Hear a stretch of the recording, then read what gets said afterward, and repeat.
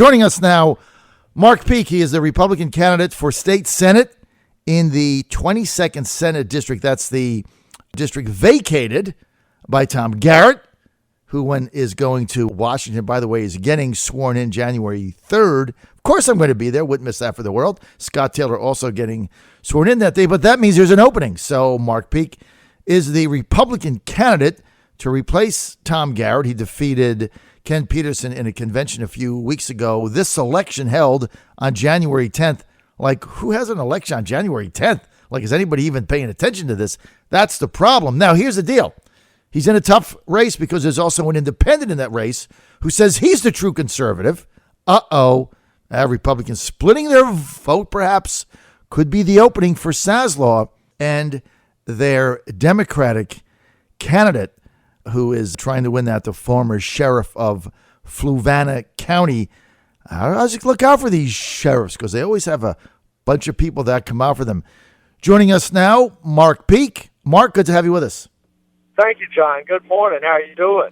I'm doing fine. Tell me about this race now. You've got an independent in it, and the Democrats are telling me they took a poll in the district, and it's tied. What's up? I'd like to see their polling. I don't believe it's tied at all. We're doing well. I've been running since January, continuing to run hard, and we'll continue to run hard. So no let up here. Doesn't matter who's in, who's not in. I've been running the same way the entire time. We're doing very well. In fact, on my way now, Appomattox, Buckingham, and Fluvanna today. Just yesterday, Cumberland, Goochland. So just covering the entire district, and that's what we'll continue to do. And you mentioned an independent. Name me the last independent senator in the state of Virginia. Well, look, I got your tongue, John. There isn't one. There hasn't been one. There's not going to be one. It's not possible to win a Senate district in your first run as an independent against a Democrat and a Republican. Right. It'll be just like Jill Stein. It might get 2 or 3%. Maybe like, who was the other guy? Gary Johnson. That's what independents get. So it's between Ryan Washington. It's between me. And the Republicans are going to control the state Senate, or Dick Saslaw and Terry McAuliffe are going to control the state Senate. So anybody out there who is a conservative, who cares about the Commonwealth, better get out there and vote on January 10th for me, the Republican candidate. All right, so, Mark, why is Joe Hines running? This guy's running as an independent. He's claiming he's the conservative in the race. I've never heard of him. He never has been to a single Republican event or conservative event. So I don't know where he came from. You'd have to talk to him, find out his motivation, but I've been to every Republican event in the district for a year now. Never seen it. So I don't know how. I've been to Tea Party events as well. Haven't seen it. So I don't know what makes him a conservative. All right, so you're basically saying this guy, Joe Hines, running as an independent, just popped up from nowhere. But the fact of the matter remains, if the guy gets 5 or 8%, that's not going to come from Ryan, right? That's going to come from you. Right. That would come from me, and thank goodness it's a plus 9% Republican district. So right. We're going to be fine. We'll get our base out. The people who vote in these special elections are more predominantly Republican. The lower turnout elections, that's how it is from presidential to governor elections, and then you drop off to delegate and state Senate elections, which are even more off-cycle. So then you throw in a special, and they really tend to be more Republican people voting. Right, you look at what Hillary did and what Jane Dittmar did in the district. The Democrats are not motivated. They've gotten smashed. They didn't turn out for those candidates. So, you've got this other guy who's had 3 weeks to 4 weeks to try and drum up support. They're pulling your leg, John. All right, so it sounds, Mark Peake, you feel pretty confident about this. So people know this is 22nd District. Tom Garrett represented this. This is like Buckingham, Goochland area, all the way down through Fluvanna. It's a pretty big district. And when Tom Garrett got elected competitively in 2011, I believe, I'm talking from memory, I think he got about 58%, right? Somewhere in there. It was 57 or 58 to 41 in a full-fledged election against a well-funded Democrat. And then in 2015, he had no opposition, right? That's correct. He had no opposition. Correct. So now what the Democrats are saying, okay, they put the sheriff up, Ryan Washington, and what they're telling me is, look, took the school buses when his wife was on the school board to the mass meeting to get the nomination. Yeah, that one. That's right. Yes, that one. what did he do, Mark? He commandeered Fluvanna County school buses. His wife is on the school board. And it's against school policy to let people use them for private purposes.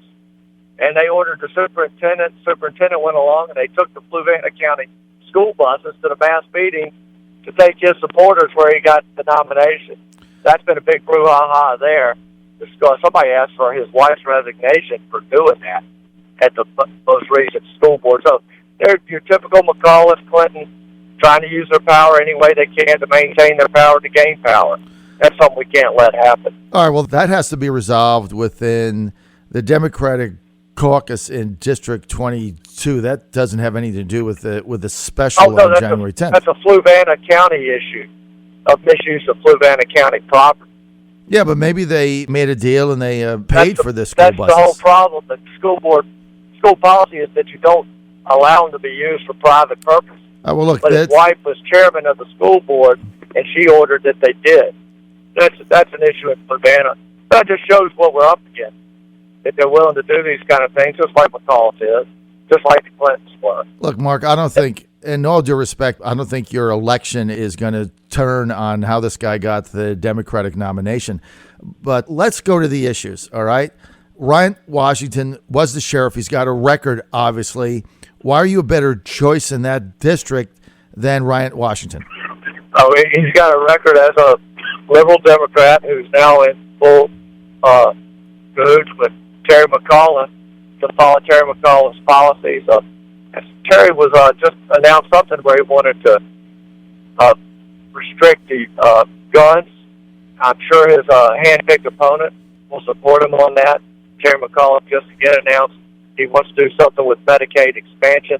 I'm sure his hand-picked candidate will support him on that. Those are just a few of the issues that will be coming up. Guns, Medicaid expansion, where you've got a clear difference between Terry McAuliffe and his candidate, Bryant Washington, and me.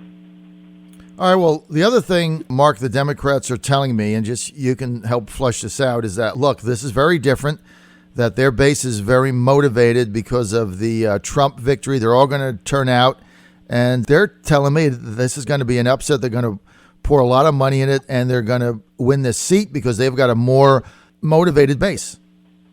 And so they were not motivated for Hillary Clinton for president, but they're motivated for a special election for the state Senate. And they weren't motivated for their congressional candidate, which covered most of the 5th, but now they're motivated for a special election for state Senate. Yeah, think about that. Mm-hmm.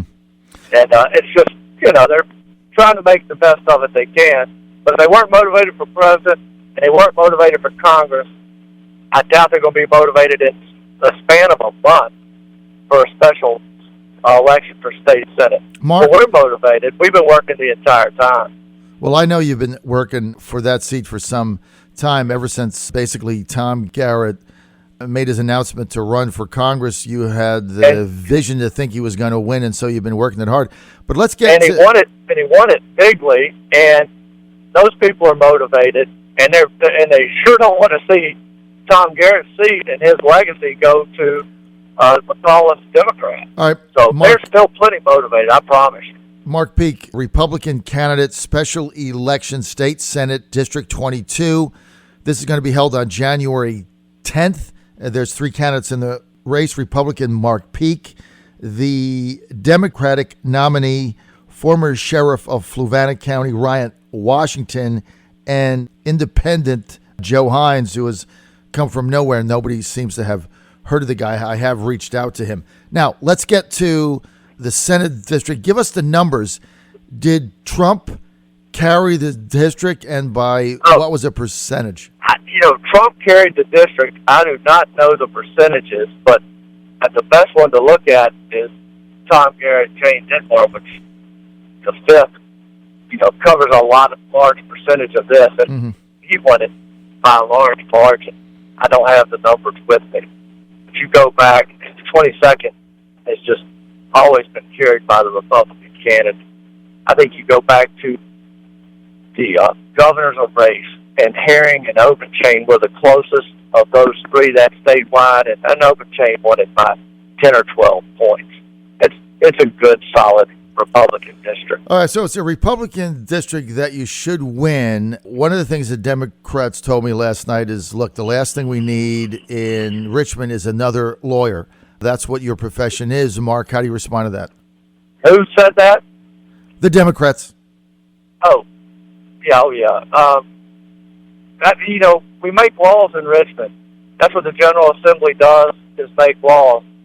And it's good to have a lawyer who knows the effect that they're going to have on local businesses, on individual freedoms, on our civil liberties, and how they affect just the day-to-day activities of our citizens.